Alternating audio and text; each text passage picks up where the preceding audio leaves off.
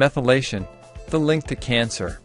In this video, you will discover how we can't change our genes, but we can change how they're expressed, and this is very empowering. Also, how methylation is something you can influence with your diet to help reduce your risk as well as optimize your health. And this may be some of the most important information you learn about empowering yourself and cancer prevention. Again, as we look at the interaction of diet and lifestyle on cancer promotion and reversal, as we go through all the different influences, in this video we're looking at methylation.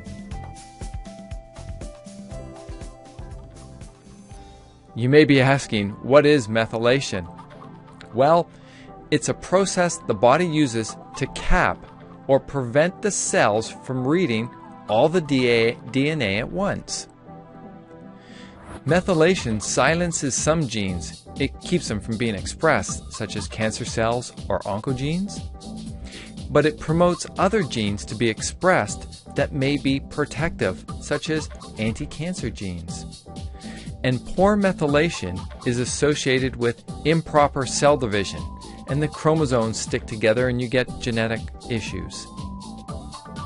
And did you know that every cell in your body has within its DNA all of the information required to make every cell of the whole body, and every cell could make another you.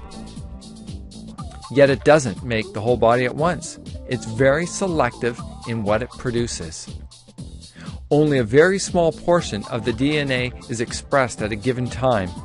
Liver cells only make liver cells, even though they contain all the information to recreate the entire body. Why is this? Let's take a look. The process of methylation tells the cells what genes to express or what genes to keep silent. And there are other similar functions like this over and above methylation as well, but we'll just focus on methylation. So methylation, or the methyl groups, these CH3 groups, attach to certain portions of the DNA molecule, and they modulate the expression of the DNA. So we're not changing the genes, we're changing how they're expressed. And if you're expressed one way, you get this outcome. You express them another way, you get that outcome. Some genes require methylation to keep them quiet. That means not expressed. And this is things like cancer genes. So we want to keep cancer genes quiet or not expressed, and that requires proper methylation. Other genes, however, require methylation for them to be active. And these are the anti-cancer genes or tumor suppressor genes. So we need good healthy methylation to make sure those genes are produced and turned on and they have the protective effect. If your body is not methylating to the level it should be, to an optimized level, these genes may be turned on and others will be turned off. That means they may not be expressed. And this can increase the risk for cancer and or other genetic problems.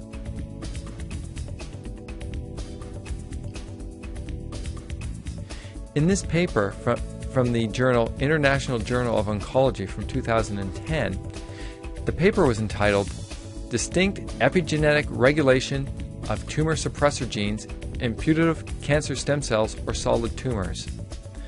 That's a mouthful of a title. What was the bottom line?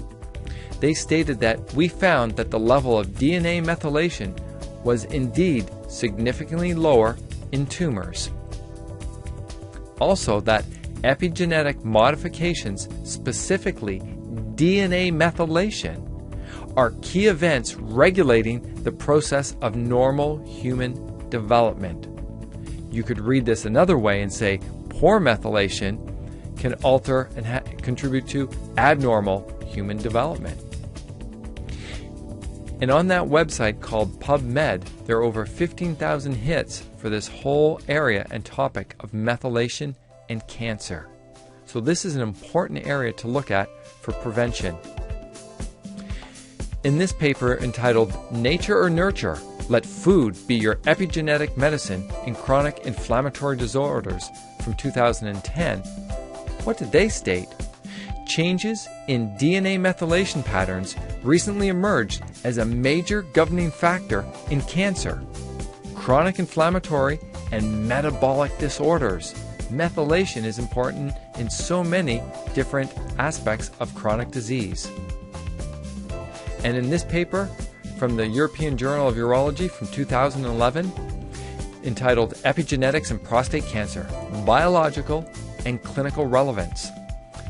And maybe you're wondering, what does all this mean? Why is this methylation important to you? Well, they stated in this paper that aberrant DNA methylation is best characterized alteration in prostate cancer and leads to genomic instability and inappropriate gene expression. Another way to put it is poor methylation is a good indicator of prostate cancer and inappropriate gene expression. And epigenetic alterations may provide valuable tools for the management of prostate cancer patients. And remember, we don't change our genes. We're born with them and they are the way they are. However, we can change how they're expressed. And what are epigenetic alterations? Well, this is your diet. This is the amount of stress in your life. How you exercise and move, your sleep patterns, your nutrition, and so on. Epigenetic alterations is your lifestyle. If you have a lot of control over these changes with your lifestyle, and it's up to you, you get to make the choices.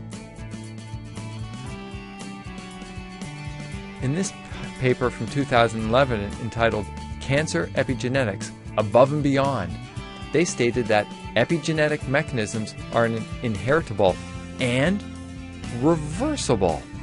That's some good news. Over the last few decades, epigenetics has obtained a large importance in cancer research.